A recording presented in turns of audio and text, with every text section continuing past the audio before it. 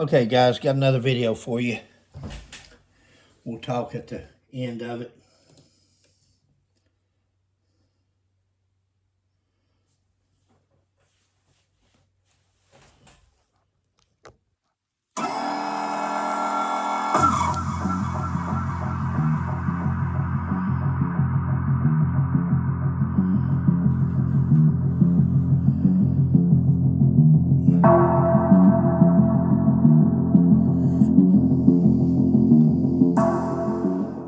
On the afternoon of August 3rd, 2012, in the quiet town of Veneta, Oregon, Justin Wilkins was traveling at high speeds on his Aprilia sport motorcycle. Unbeknownst to him, he had just passed an unmarked police vehicle, a black Chevrolet Camaro driven by Oregon State Police Officer Rob Edwards. This encounter would soon escalate into a high-stakes legal battle that raised serious questions about police conduct, use of force, and accountability. Dashcam footage from Officer Edwards' vehicle captures Wilkins' motorcycle as it speeds down Crow Road, overtaking several vehicles, including two across double yellow no passing lines. However, what is most notable is the police vehicle itself. Unlike a traditional marked patrol car, Edwards' black Camaro bore no distinguishable police markings. While it was equipped with flashing red and blue lights, it did not have an audible siren activated. According to Edwards, Wilkins was attempting to evade police. However, Wilkins later testified that he was unaware he was being pursued. Having never encountered a black Camaro as a police vehicle, he stated that he had no reason to believe that the car following him was a law enforcement officer. For several minutes, the chase continued. Then, as Wilkins reached an intersection, he began slowing down, presumably realizing for the first time that he was being pulled over. But before he could fully stop, what happened next was unexpected, violent, and according to a jury, completely unjustified. At the moment Wilkins appears to comply, Edwards' vehicle makes direct contact with the motorcycle, knocking Wilkins off his bike and sending him crashing onto the pavement. Edwards later testified that the collision was unintentional, attributing it to brake fade, a condition in which overworked brake components temporarily lose effectiveness. However, Wilkins' attorney disputed this claim, arguing that at such a low speed, Edwards could have stopped before impact if he had chosen to do so. The jury later agreed, but what followed after the crash was perhaps even more disturbing. As Wilkins struggled to get back on his feet, Officer Edwards exited his vehicle with his pistol drawn. Before Wilkins could regain his balance, Edwards forcefully kicked him in the chest, sending him back to the ground. This moment, captured on the police dashcam, became a focal point of the legal case that would follow. Wilkins suffered a fractured clavicle and a broken rib. After being handcuffed and taken into custody, he later filed a lawsuit alleging excessive force. And in 2016, a jury ruled in his favor.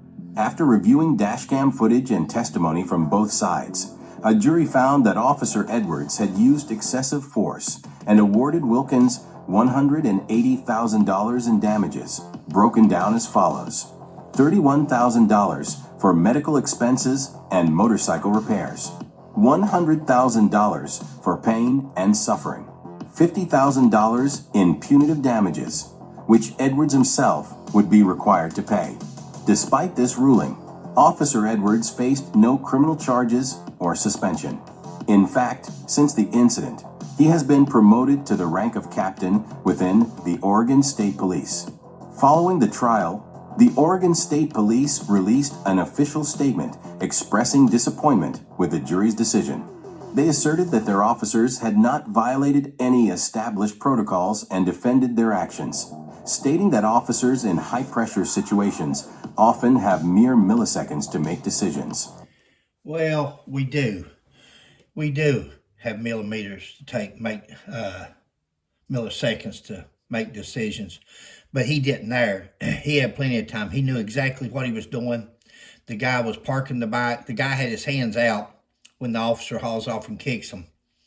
Guys, there are certain things that a police officer, they do have to make quick decisions. Sometimes we don't have a lot of time to plan on things. But this right here was more punishment than it was arrest. Whether the guy knew he was pursuing him or if he didn't, it didn't matter. Once the guy stopped, he stopped. And that's where the arrest should be made. Cuffs should be put on, taken to jail. You don't kick him. You don't hit his bike. You don't try to punish him. That's not what being a police officer is all about. I'm glad with the jury's decision. You know, this is an older video. Some people complain because I show older videos. It's not about how old the video is. It's about the fact that it happened at all. The motorcycle shouldn't have ran if he knew it was a cop, but he did. He's going to pay for it either through jail or fines if he's found guilty. That's up to the court system. It's not up to the officer. And when people start filing suits like this and people start standing up, I've seen a lot of people passing by in traffic watching. You know, once upon a time it was customary. It was people wanted to see what the police do. They wanted to watch Top Cops. They wanted to watch these movies, Bad Boys. And now they see that it's turned into abuse. It's no longer trying to stay alive or trying to make a good arrest. And now it's come down to punishment. We don't need punishers. We just need people that will enforce the law, take the violator or the criminal to jail, and let the court system handle it from there. Their statement also suggested that law enforcement officers should be protected from civil liability in cases such as this. However, not in cases such as this. This is negligent. This is abuse. See that green van sitting there? It's been there since the start. It's sitting there. I don't know if she's filming or not, but she's been sitting there since the police officer hit the motorcycle.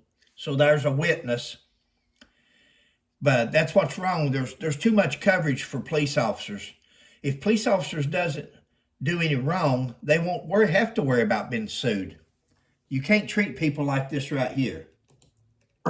One key moment in the trial seemed to undermine the police department's position. Officer Edwards himself admitted that Wilkins had already begun complying when he delivered the forceful kick to his chest. Wilkins' case is notable not only for its legal outcome, but for the broader questions it raises regarding police accountability. On one hand, Wilkins acknowledged that he was speeding and passing illegally. However, he maintained that he was not aware he was being pursued and that once he realized, he began to comply. Edwards, on the other hand, defended his actions, stating that he believed Wilkins was attempting to evade him and that his actions, including the kick, were in line with police training. No. Ultimately, a jury determined that Edwards' use of force was excessive. But despite the verdict, his career was unaffected, and he even advanced in rank. The case of Justin Wilkins versus Rob Edwards highlights a critical issue in modern law enforcement. Where do we draw the line between necessary force and excessive aggression? In this case, the legal system sided with Wilkins. But for many, the fact that Edwards remained in law enforcement, received a promotion, and faced no criminal charges is a stark reminder that even when officers are found guilty of misconduct, consequences can be minimal. And that's the sad part. That officer should have been fired. One strike and you're out as a police officer. One strike of misconduct such as this.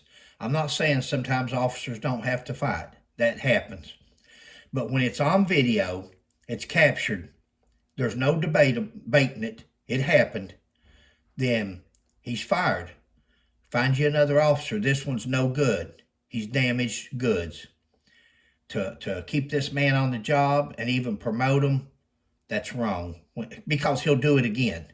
It's just a matter of time. A person's past often predicts their future, and he'll do it again. Guys, thanks for joining me. Catch you next time.